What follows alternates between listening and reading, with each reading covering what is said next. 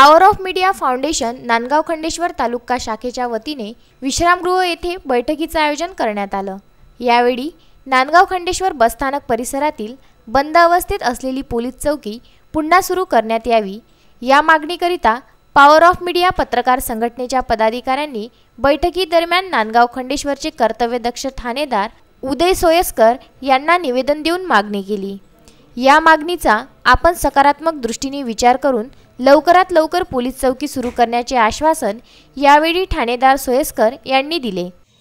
नांदगाव खंडेश्वर इथे बस स्टँडवर चौकीच्या संदर्भात आपल्याला एक निवेदन प्राप्त झालेलं आहे विदर्भ न्यूजच्या माध्यमातून।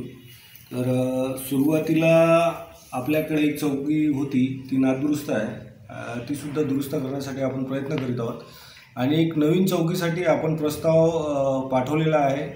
त्याच्यावर बऱ्यापैकी काम झालेलं आहे, एक दोन मान्यता राहिल्या आहेत, त्या प्राप्त झाल्यावर त्याचंही काम लगेच सुरू होऊन जाईल आणि एकदा परफेक्ट कन्स्ट्रक्शन झालं तिथे की परमनंट आपल्याला एक पोलीस चौकी मिळेल आणि तिथे आमचा स्टाफ 24 तास हजरही राहील। सध्या आपला स्टाफ इथे हजर असतोच दिवसा।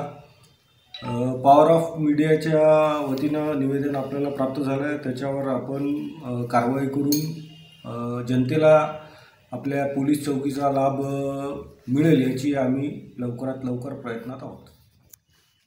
या दरम्यान फुबगाव येथील सामाजिक कार्यकर्ते उमेश चव्हाण यांनी पॉवर ऑफ मीडिया संघटनेत प्रवेश घेतला। यावेळी त्यांचे पुष्पगुच्छ देऊन स्वागत करण्यात आले। तसेच विदर्भ प्रदेश सदस्य उत्तम ब्राह्मणवाडे, नरेंद्र लांजेवार, अरुण बनकर, प्रशांत झोपाटे, तालुका अध्यक्ष निकेत ठाकरे, सचिव सागर सवालाके यांच्यासह प्रदीप रघुते, संदेश ढोके, अंकुश निमनेकर, गजानन बसमे इत्यादी पत्रकार यावेळी उपस्थित होते। सागर सवालाके, उत्तम ब्राह्मणवाडे, विदर्भ न्यूज, नांदगाव खंडेश्वर।